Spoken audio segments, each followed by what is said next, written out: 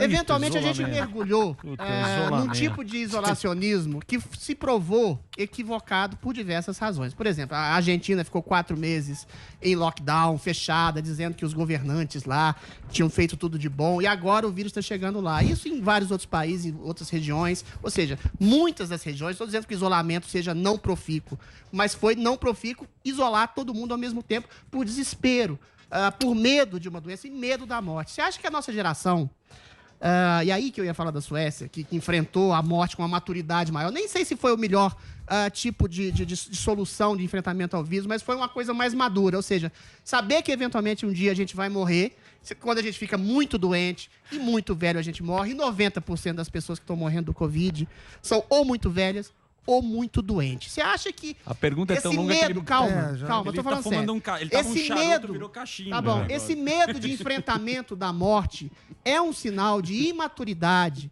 de criancice mundial, de uma geração que foi mimada pelos avanços científicos, pelos avanços da medicina, que colocou as pessoas sempre querendo uma resposta maternal, uma segurança. O maior problema de alguém hoje é abrir um iogurte, abrir uma garrafa de Coca-Cola na classe média. Você acha que faltou maturidade mundial para enfrentar o coronavírus e para enfrentar o medo da morte de maneira mais adulta, mais incisiva e mais adulta, enfim. Dissertação de mestrado. É uma Netflix isso aí. Tem duas coisas aí. Irlandês. 6 episódios. Tem duas coisas aí. A primeira é o vírus, que tá aí matando a galera, né? E, enfim, isso aí a gente não vai discutir, acho, né? Já deu. Não é essa a questão. A segunda, eu acho que é essa pergunta. Porque a morte, ela, no nosso tempo, ela tem é uma moeda com dois lados. Por um lado, tem uma banalização brutal da morte, né? Então, você liga lá no Velozes e Furiosos e são, sei lá, 60 mortes por segundo. É do caralho ver aquilo, né? Corpo voando pra tudo que é lado, Tarantino explodindo cabeça, morte. Agora, quando a morte é pessoal, ou seja, quando ela é tua, é um assunto que não se fala. O enfrentamento da morte, o enfrentamento pessoal da morte, é um assunto assim, porra, cara, tá maluco? Vai ficar com esse papo aqui na mesa de jantar? Porra, broxou o clima, que isso? Dá até uma indigestão aqui, não quero falar disso. Ainda que a única realidade que a gente tem a certeza é exatamente essa. Agora, qual me parece ser o medo, Adriles, no nosso tempo de enfrentar a morte? É uma perda da metafísica.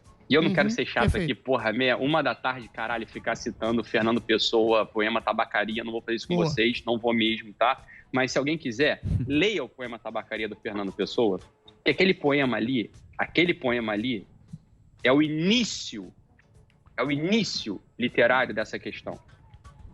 Ele metrifica a dúvida do homem em relação a uma coisa.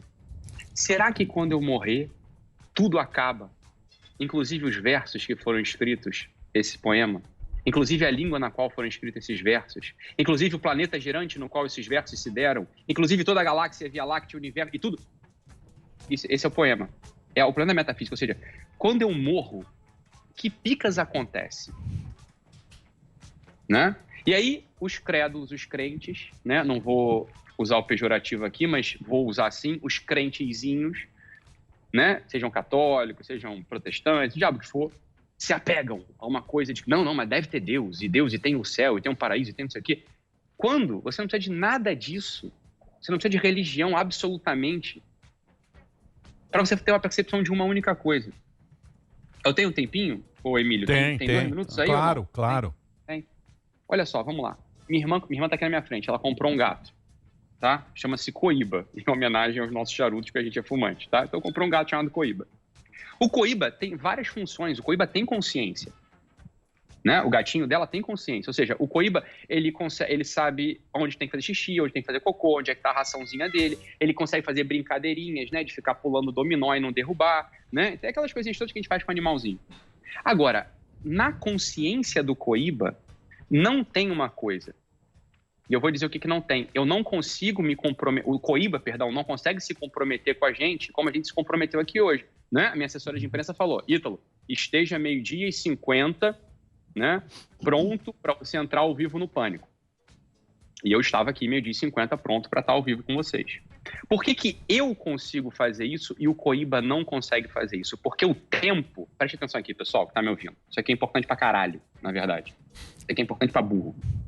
O tempo é a medida da decomposição da matéria. O que é o tempo? O tempo mede a matéria se decompondo, né? A matéria está sempre se decompondo, não é isso? Quer dizer, as coisas que acontecem aqui no mundo, né? Esse mundo, ele está sempre se decompondo.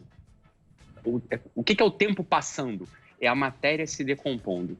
Por que o Coíba, ou seja, o gatinho da minha irmã, por que ele não consegue se comprometer com o horário? Porque a consciência dele é material, ou seja, ela está dentro do tempo. A nossa consciência, por que a gente consegue se comprometer e assumir responsabilidades para fora do tempo? Olha só que coisa interessante. Por que a gente consegue se comprometer a estar aqui 1h? Porque a minha consciência tem uma característica específica.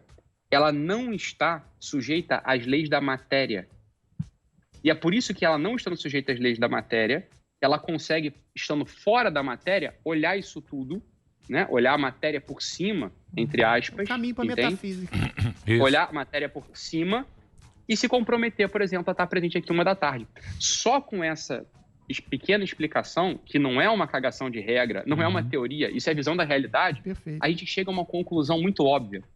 Existe no homem uma coisa chamada consciência, isso a gente sabe, e existe dentro da consciência do homem um elemento imaterial, ou seja, que não depende da matéria. Percepção de transcendência, né, Ítalo? Exatamente, logo quando a matéria do homem acabar, ou seja, quando a gente morrer, essa merda continua existindo, porra. A gente continua tendo uma consciência, caralho. Aí você acha que a perda da transcendência transformou a gente em imaturo, que tem um medo, pavor? Não é que é imaturo, é porque assim, isso que você falou é exatamente o que todo mundo pensa. Por exemplo, quando você pensa, vou morrer, você imagina você morto no caixão. Você nunca vai ter isso na vida. As pessoas que vão estar lá te velando e tal, mas você imagina, você fala, eu vou morrer.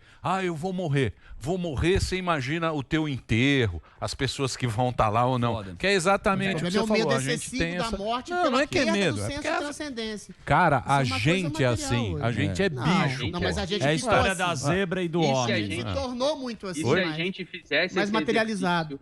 Esse exercício simples, na verdade, né? Que é um exercício muito trivial. Que é esse exercício de você entender o seguinte, olha, eu só consigo marcar um horário com alguém, estar presente lá, porque algo na minha consciência é imaterial. Então, quando acabar a matéria, de algum modo eu continuo com consciência. Isso é bizarro. É bizarro. Esse é o drama do... Isso é bizarro. Isso é muito bizarro. É um princípio de transcendência, isso é belíssimo, não é bizarro? O Fernando Pessoa, quando ele canta o poema dele Tabacaria, é nesse drama que ele tá. Ele tá ali, ó, na fronteira. Será que ele tá esquecendo disso?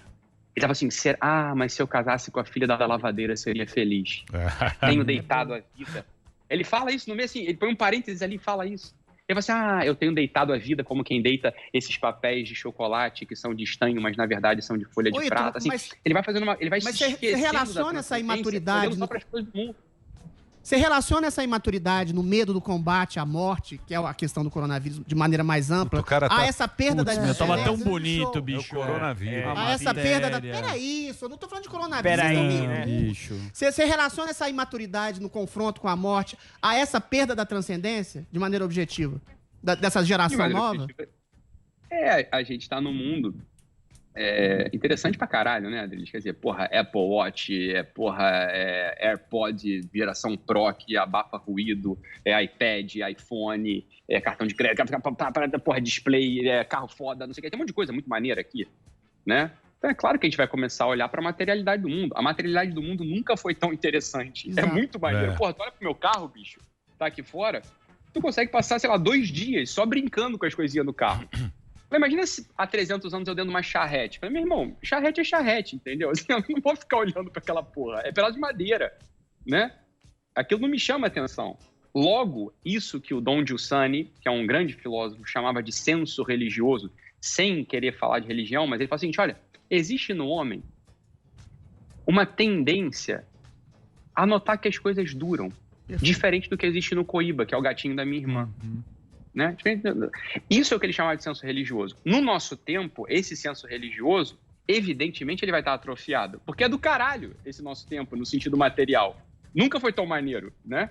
Tem coisa pra fazer aqui com a matéria. Claro. Só que isso tem um preço, né? Isso tem um preço que é cobrado em algum momento. E aí o que a Adriles está apontando que vocês estão implicando com ele aí, e acho que vocês têm razão de implicar mesmo. Então, desse pavor do confronto com a morte. De algo que então, não existe. Mas o que o Adrilles chama de, como é, de infantilidade, de mimimi, não é isso. Eu acho imaturidade. Não é imaturidade. Eu acho que é o que o Ítalo tocou agora. Hoje em dia o mundo é legal. A felicidade ela tá no supérfluo. É isso que eu tô falando. A felicidade ela sempre tá no supérfluo. Não, mas havia uma consciência para além da vida. Não tem. Gerações anteriores tinha a felicidade. As pessoas iam pra guerra. Não. As pessoas iam pra guerra. Mas não tem guerra. Tem uma geração mimada. Mas é que fica Você muito... fica apavorado. Eu acho que o cara trouxe uma clareza, o Ítalo, na nossa consciência. E a gente tem medo de algo que não existe. E a gente vai ficar percorrendo esse medo o tempo inteiro, diferente do bicho. O bicho, que é aquela da zebra, que vai ser atacado por um leão, quando ela tem esse sentimento, tem medo, depois bebe água. Exato. O homem fica com isso pela eternidade, então, sem saber se a gente vai estar presente. O problema é isso, morrer Ítalo. em vida por causa de medo. Isso é muito foda. Exato. Isso é muito foda. Isso é o que o Dom Gilson chama de senso religioso. Boa. Então, mas Ítalo... O que o Emílio estava falando. Então, mas o que o Adrilles está falando, que é o mimimi, que é não sei o quê, eu acho que não. Perda de maturidade, é diferente. Não, cara, você não tem nem esse estado de consciência. Deixa eu te falar, há quanto tempo o cara não convive com uma pandemia? Desde 1920. Faz 100 anos. Peraí, calma. A vida hoje em dia... Por que o cara não quer morrer? Porque hoje em dia a vida é muito mais confortável, tem muito mais coisa. Isso é que eu tô falando, a pessoa ficou mimada. Mas não é mimada. O cara ia pra guerra e havia 50 milhões de mortos. Mas você vai comparar outro momento da história que você nem... Como é que você vai comparar Como é que você vai comparar outro momento? No momento em como o Ítalo falou, a gente perde um senso de transcendência e a gente fica mimado pela matéria, não é mimado. A geração fica mimada. E aí o problema é o seguinte, é perder o senso de existência por medo da morte. Medo da morte excessiva mata. Por que lá em Estocolmo as pessoas iam pra rua? Porque elas têm uma maturidade maior. O cara foi pra...